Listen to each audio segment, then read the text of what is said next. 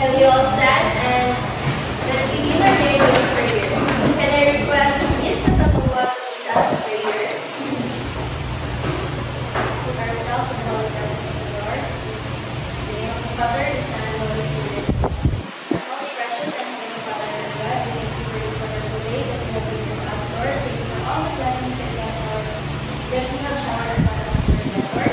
Thank you so much for the protection, Lord God. And Lord God, we pray that as we go on to our lesson this day, Lord God, may you give us more knowledge, Lord God, as we pray the demonstrator today, Lord God. Lord God, we are nothing without you, and we believe that all things are possible.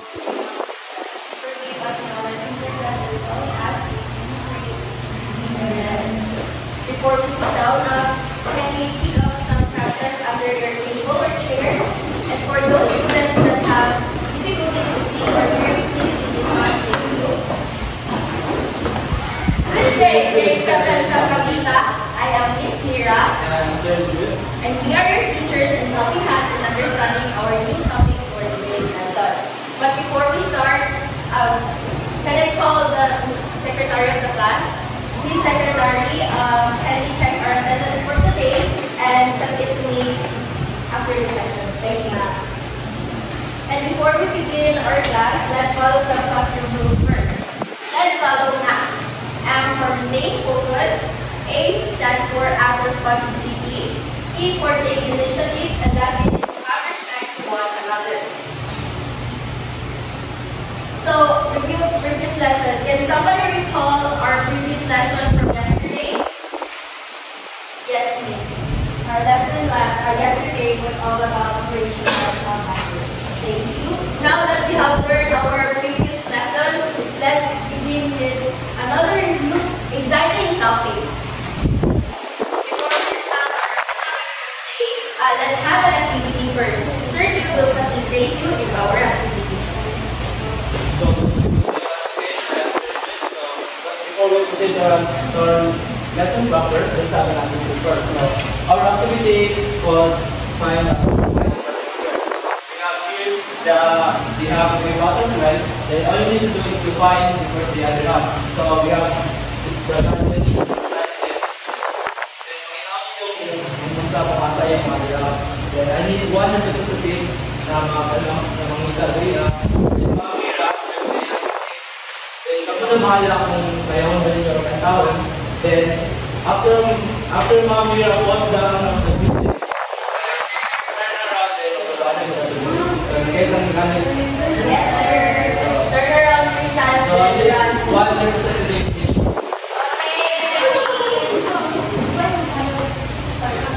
So, who's the representative for group 1? Me. For group 3? So, students, you may now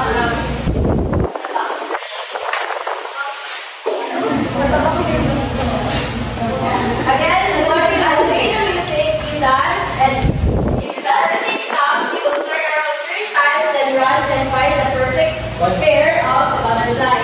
Okay? So, may careful lang ako. So,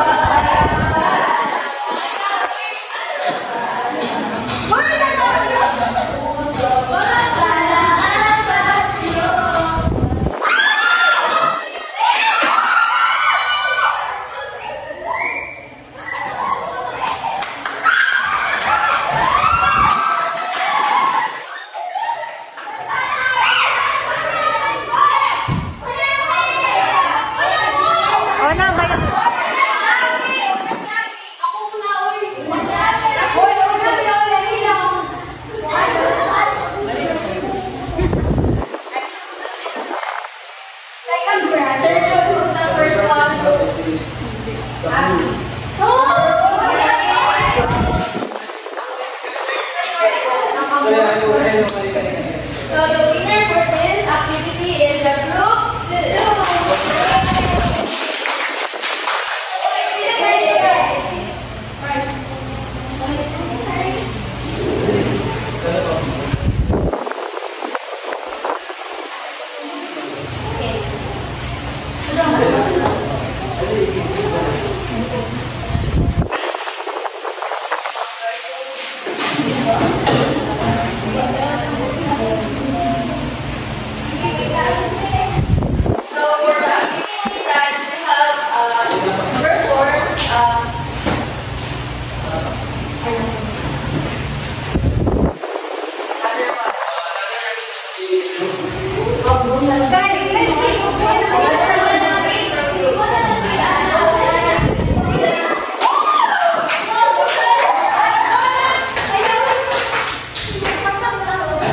Let's change the mechanics na lang. Kasi siya na lang ang mag-delete sa ano. Makita na yung mga nila. Kaya pag-delete na yung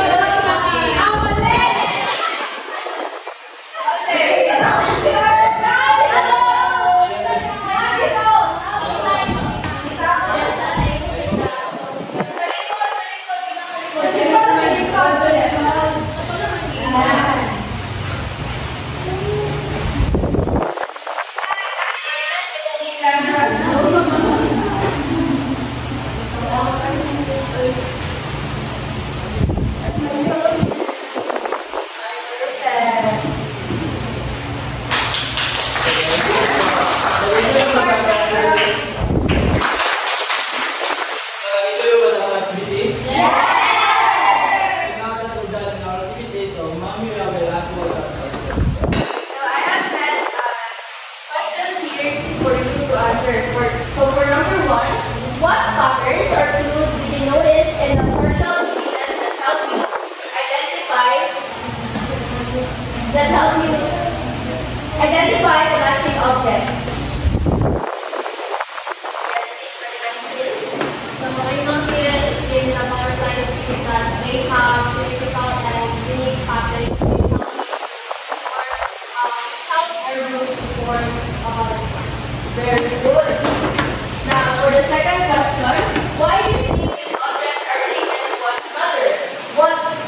connections to be found between the parts and the whole.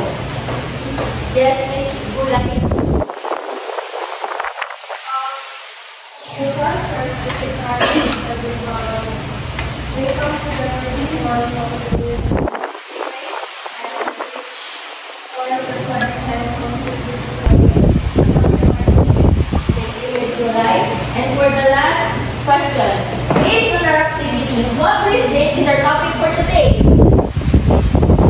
Yes, Miss Casimero.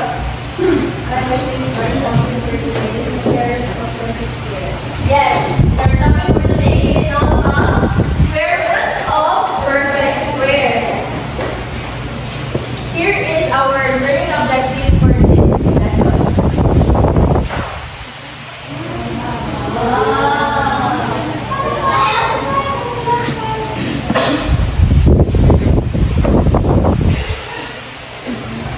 So at the end of the lesson, the students are expected to, everyone read, identify perfect squares and find their square roots.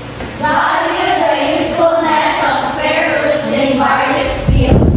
And calculate square roots using prime factorization and apply these fields in various mathematical contexts. before we find the square root of perfect square, we define first what a perfect square is. So a perfect square, everyone read. An integer that can be expressed as the square of another integer is called a perfect square. In other words, it is defined as the product of some integer with itself. Yes, a perfect square is just simply multiplying the number by itself. For example, 5 times 5 is equal to 25. So can somebody from the class give me another example of this? Yes.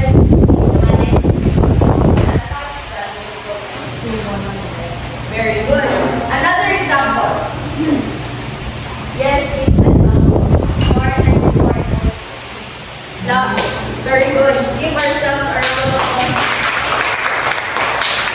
So for the next is the perfect square numbers. Everybody read.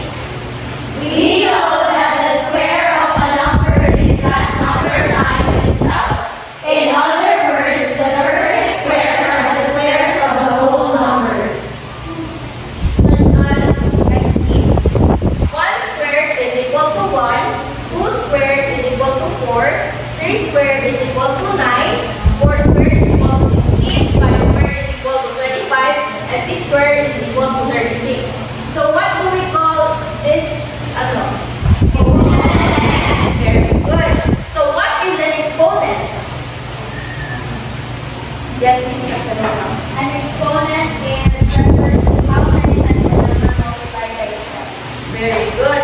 So, ang exponent is kapilahon lang pag times ang number. For example, here, 3 squared, kapilahon pagbalik ang 3. Wow. Very good. So, for the next, square roots. It is a counter, a number that when squared gives the number. You can model perfect square constantly using square laws. So here is an example of we have a table here, its square root and its perfect squares. So if you're wondering, gano'n nag-come up din siya answer theory it is just multiplying these numbers by itself. So for example, 1 times 1 is equal to 1, 2 times 2 is equal to 4, 3 times 3 equals to 9, and so on and so forth. So what is the square root of 225? 15. What is the square root of 144? 12. Very good. Now we have a square tile here. So here is a square tile and it is a 4 by 4. Do you think this is a perfect square? Why? Can somebody raise your hand if you have answers? Yes, Ms. Casimiro. What is this a perfect square? They have the same size. Yes, very good. So 4 times 4 is 16. let's check if these tiles are equal to 16. 1, 2, 3, 4, 5, 6, 7, 8, 9, 10, 11, 12, 13, 14, 15, 16. very good. Now, can somebody from the class give me an example of these square tiles?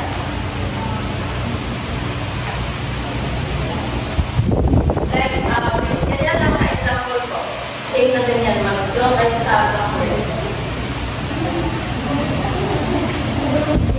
Perfect ako. Square tile. If not, I will pick flowers from little Johnny and he or she will come in front and ask. Okay, Miss Abamola.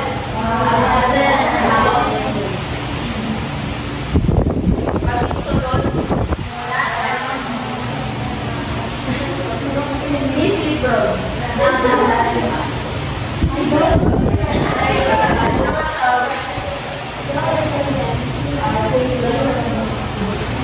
Wow!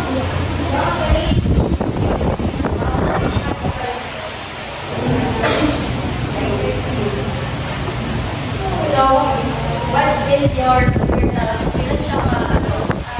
It has 9 tiles and its square root is 3 and its multiplier is 2. Yes, very good. So for factorization, Sir Jude will help you understand how to factor square root number. Thank you.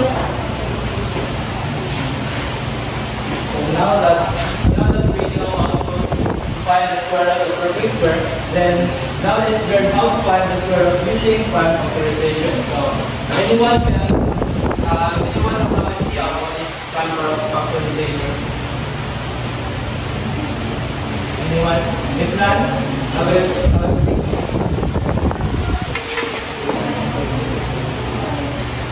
let's cover it.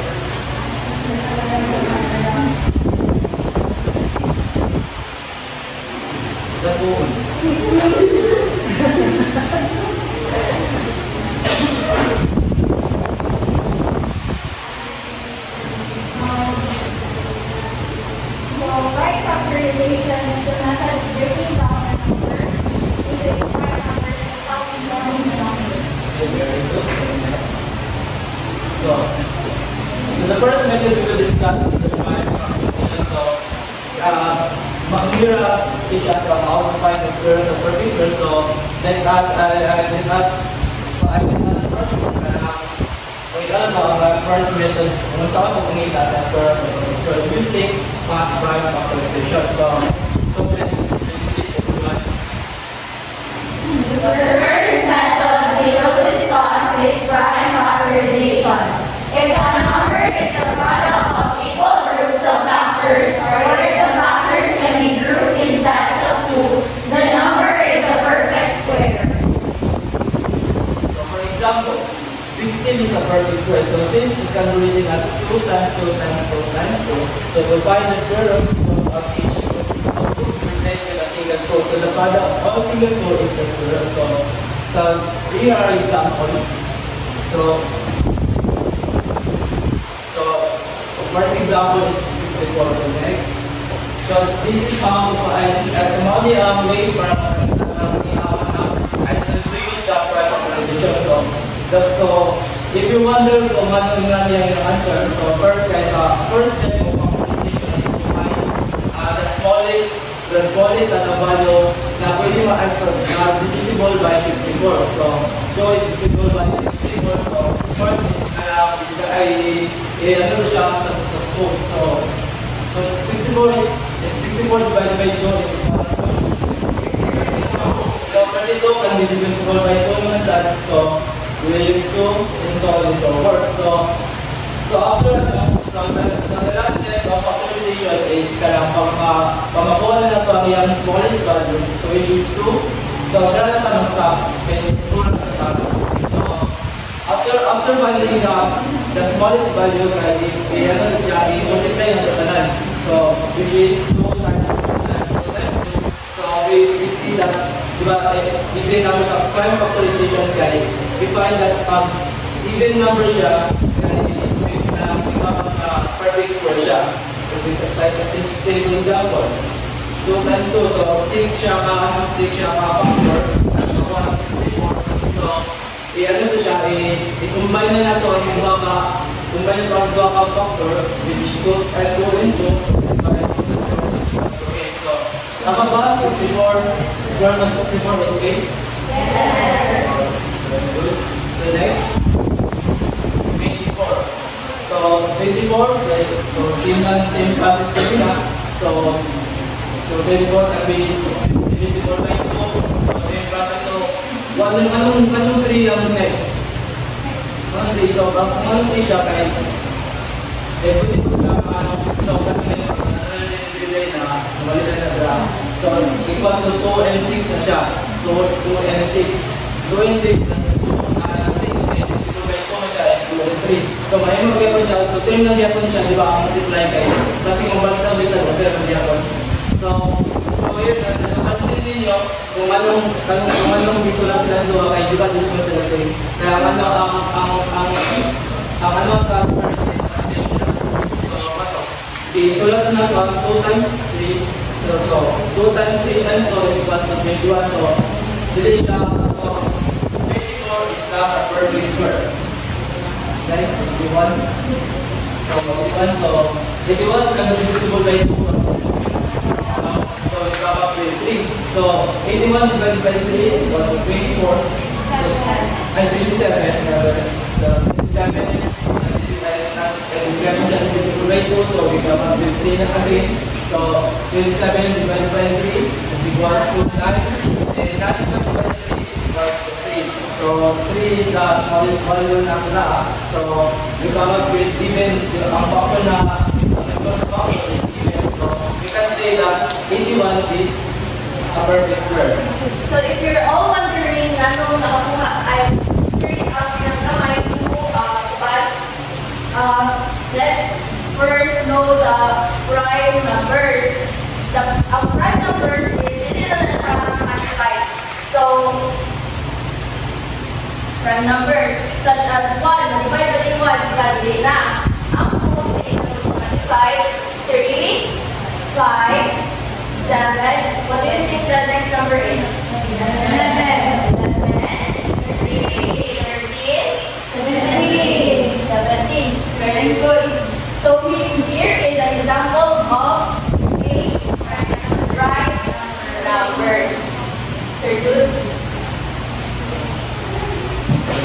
That's the last one. So already now. Here is another method which involves whether a number has an odd or even number of factors. If a number has an odd number of factors, the number is a perfect square. When the factors are listed in order, the middle factor is defined to be the square root. So, for example, factor of 36 are 1, 2, 3, 4, 6, 9, 10, 11. So, if you wonder kung anong yung factor, check na yung kita. 1, 2, 3, until 18, divisible by 36. So, kung sa factorization, even ang result na factor ay square root siya. Sa number factor ay ang result is odd number. And we can say that this is a perfect square. Next. So there are 9 factors, which is odd numbers. For odd number, kay perfect square siya. Then ang middle factor kay motor niya perfect square. Next. So example, determine if number is perfect square using number of factors. So first example is 64. So ang factor sa 64 is 1, 2, 4, 8, 16, 34, 64. So, as you can see, ang factor is an odd number. So, kung saan yung middle term? The 64. Ay, middle factor sa 8 ang middle factor, so more siya ang square root. So square root of 64 is 8. Next example, 81. So factor of 81 is 1, 3, 9, 27, 81. Tama ba? Tama na niya yung factor? Yes, sir. Yes, so we can see that factor is odd number. So divide the middle term, then dito siya ang square root. So therefore, 81 is a perfect square. Next. So we're done with so nag-guess ba mga tao? So also with prime factorization. Yes, sir. Anyone? So ito ang prime factorization.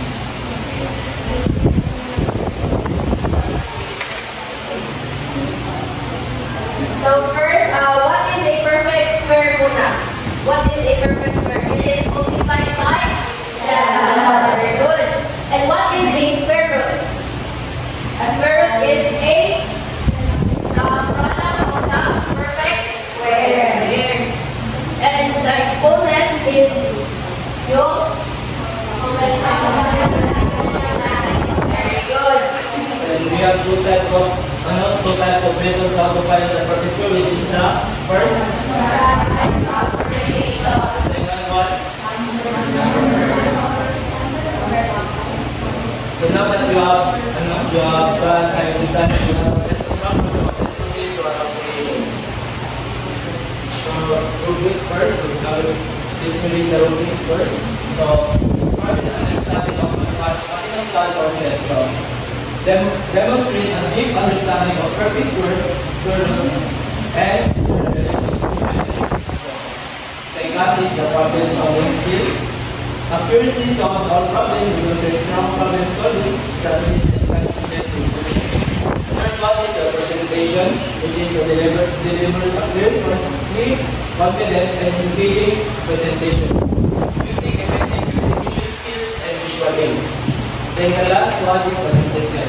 Complete all aspects of the class, provide a thorough and well-supported solution. So the first activity is, so we will divide the group. So the first group is group 1. So the first group is programming design gallery. So the instruction of the first group is the group design their own square-shaped garden plot. They will first decide on the size of the garden by using the side of the leg of the square. And after that, they will calculate the area of the garden by multiplying the side of itself. So the group will then calculate the square root of the area and explain how it can figure out side then. So using the measurement, like i-draw ninyo sa cartolina kung sa kayo nyo mga na sa group 1. Then sa group 2, discovering square in the garden. So activity kay you have to answer na question na English, so magkakagulo niya. Then the last group is the garden drama. So the fourth group, the last group ay create of drama based on the realized group na using this square root of the square. So, Nag-gets ba? So you have only 5 minutes to do this activity.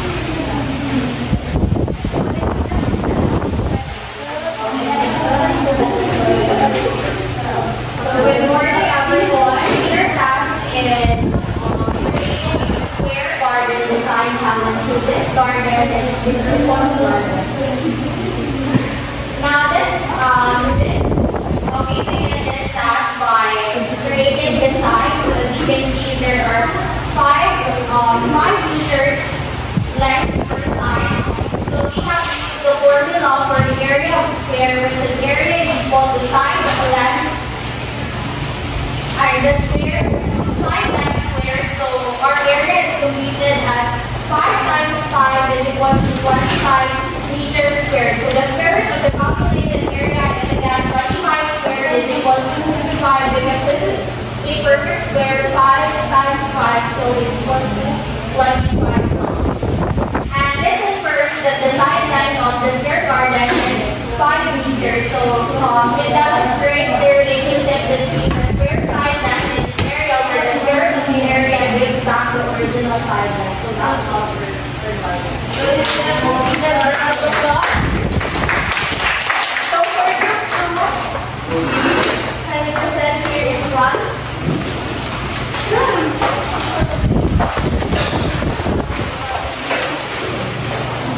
So our task, morning everyone, so our task is discovering squares in the garden. So here is our output, and so the square of the garden area is 144 squares, so the given area is 144 square, and the side length of each area is 12 because the square of 144 is 12. And so the side length of the garden is 12 meters. And the second is 3 height is 49 meters. And the given height is 49 meters. So the square root of 49 is 7. That's why each side is 7. And the flower beads we have here the given number 225. And the rows and the columns. So the square root of 225 is 50. That's why the rows of the flower beads is 50. Let's give them a round of applause. And for the last group,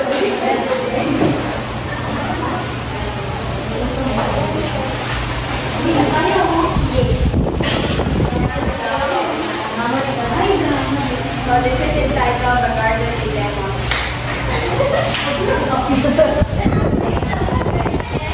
A garden area has a 100 square meter area and needs to find the side length for planting square bottle beds.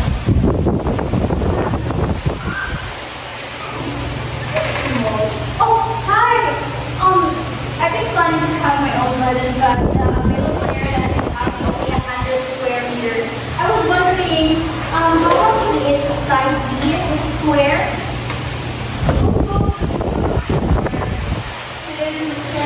I think the square root of 100 is 5.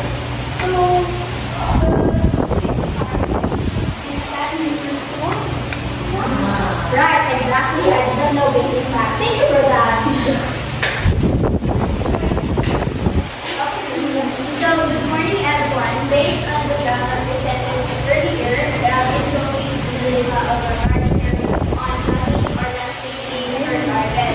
So, as what has been presented, you can see that we have a 100 square meters of a garden, and the gardener is in a dilemma on how to divide it equally. So, therefore, the numbers invested is divided 10 meters each side, which is the square root of 100 meters.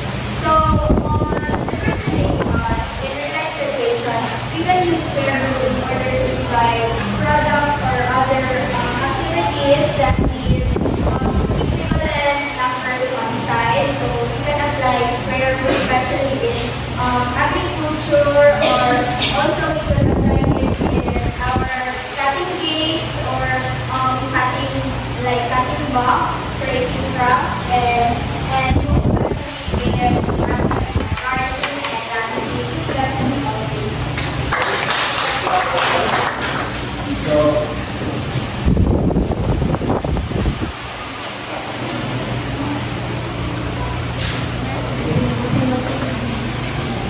So for the group 1, for the understanding of the mathematical concept, we gave them 5.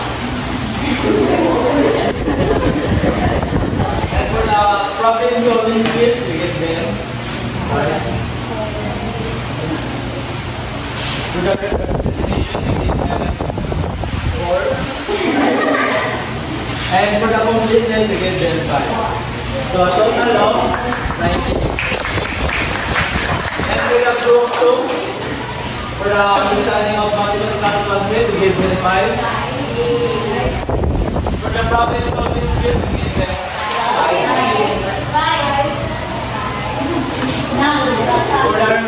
Question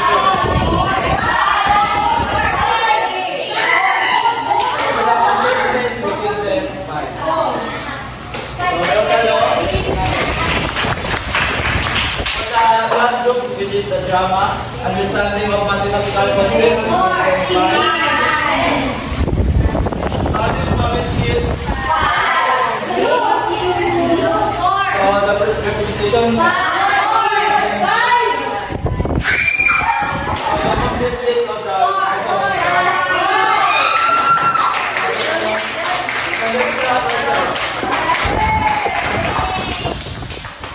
so now that we've done our application, so we ask you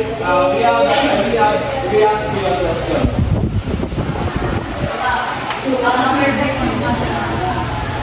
So the first question is How can you prove that a number is a perfect square without directly finding its square root? so anyone? If not, well, please.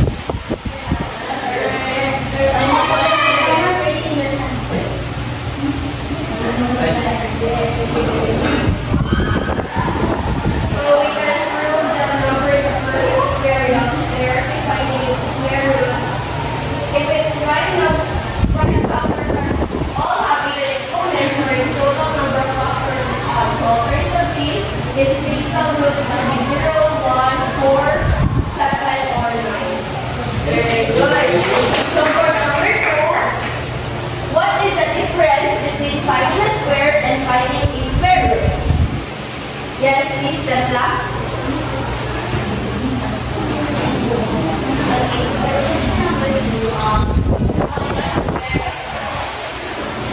Finding a square means multiplying a number by itself, while finding a square root is the first determination number that when square equals a given value. Very good. And for the last question, how can you use the square root of perfect square in real-world scenario? Yes, Miss Gamale. Square roots are used to construct to find the average length or distance to calculate distance out using the Pythagorean theorem. Very good. Let's give ourselves a round of applause.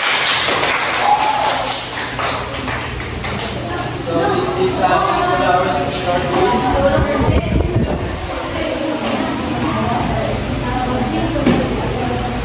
So let's we did our objective. So for again the objective. Identify perfect squares and find their square roots. So nahit ba natin ang first objective? Yes! So the second one is this. Value the usefulness of square roots in various fields. So na Yes, sir. the last one is Calculate square roots using prime factorization and apply these skills in various mathematical contexts. so we did Yes, sir. Yes, so before we end we have Let's have a closing prayer first. So we are now, I request again Miss Casanova to lead us in prayer. Put ourselves in the holy presence of God, in the name of the Father, the Son, and the Holy Spirit. Our most precious and heavenly Father, Lord God, again we thank you for this wonderful day, Lord God, and we thank you for all the blessings that we have covered upon us, Lord God. And thank you for this day, Lord God. Thank you for the discussion, Lord God. And thank you for giving us knowledge today, Lord God. Lord God, we believe that all things are possible through you only, Lord God, and we are nothing without